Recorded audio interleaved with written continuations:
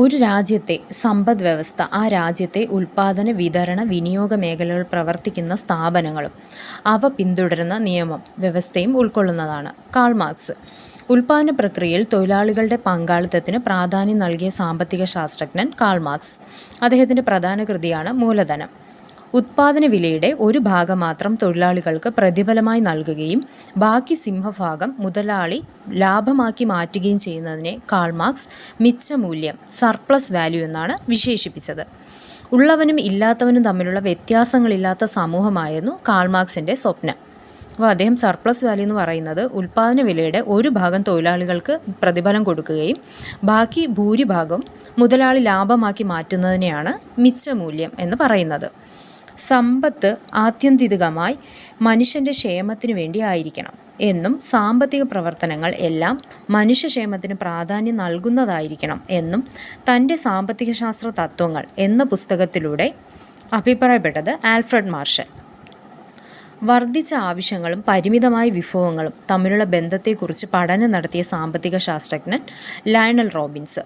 പരിമിത വിഭവങ്ങൾ ഫലപ്രദമായി ഉപയോഗിക്കാൻ നമ്മുടെ ആവശ്യങ്ങൾക്ക് മുൻഗണന നിശ്ചയിക്കണമെന്ന് അഭിപ്രായപ്പെട്ട സയൻറ്റിസ്റ്റാണ് ലയണൽ റോബിൻസ്.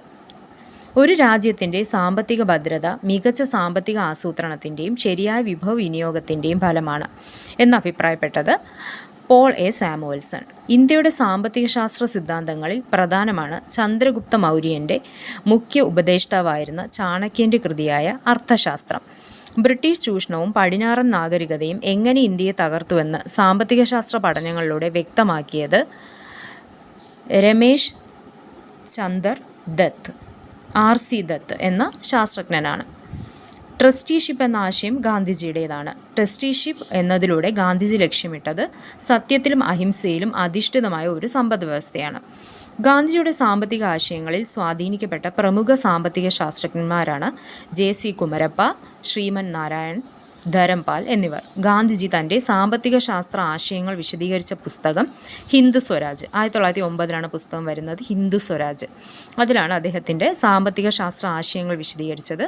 ട്രസ്റ്റിഷിപ്പ് എന്ന ആശയം ഗാന്ധിജിയുടേതാണ്. ഇന്ത്യക്ക് ആവശ്യം മൂലധനം ഏതാനും പേരിൽ കേന്ദ്രീകരിക്കലല്ല. 1900 മൈൽ നീളവും 1500 മൈൽ വീതിയുമുള്ള ഈ ഭൂഖണ്ഡത്തിലെ 7.5 ലക്ഷം ഗ്രാമങ്ങൾക്ക് എളുപ്പത്തിൽ ലഭിക്കാവുന്ന തരത്തിൽ വിതരണം ചെയ്യലാണ് എന്ന് അഭിപ്രായപ്പെട്ടത് ഗാന്ധിജിയാണ്. കാൾ മാർക്സ് സർപ്ലസ് വാല്യൂ എന്ന് പറഞ്ഞത് ഇപ്പോൾ ഒരു ഉൽപ്പാദന വിലയുടെ ഒരു ഭാഗം തൊഴിലാളികൾ കൊടുത്തിട്ട് ബാക്കി സിംഹഭാഗം മുതലാളി എടുക്കുന്നതിനെയാണ് സർപ്ലസ് വാല്യൂ എന്ന് പറഞ്ഞത്. അദ്ദേഹത്തിൻ്റെ പ്രധാന കൃതിയാണ് മൂലധനം. ഒരുപാട് സയൻറ്റിസ്റ്റ് ഓരോരോ കാര്യം പറഞ്ഞു. പരിമിത വിഭവങ്ങൾ ഫലപ്രദമായി ഉപയോഗിക്കാൻ നമ്മുടെ ആവശ്യങ്ങൾക്ക് മുൻഗണന നിശ്ചയിക്കണം എന്ന് അഭിപ്രായപ്പെട്ടത് ലയണൽ റോബിൻസ്. ഒരു രാജ്യത്തിൻ്റെ സാമ്പത്തിക ഭദ്രത മികച്ച സാമ്പത്തിക ആസൂത്രണത്തിൻ്റെയും ശരിയായ വിഭവ വിനിയോഗത്തിൻ്റെയും ഫലമാണെന്ന് അഭിപ്രായപ്പെട്ടത് പോൾ എ സാമുവൽസൺ. ചാണക്യൻ്റെ പ്രധാന കൃതിയാണ് അർത്ഥശാസ്ത്രം.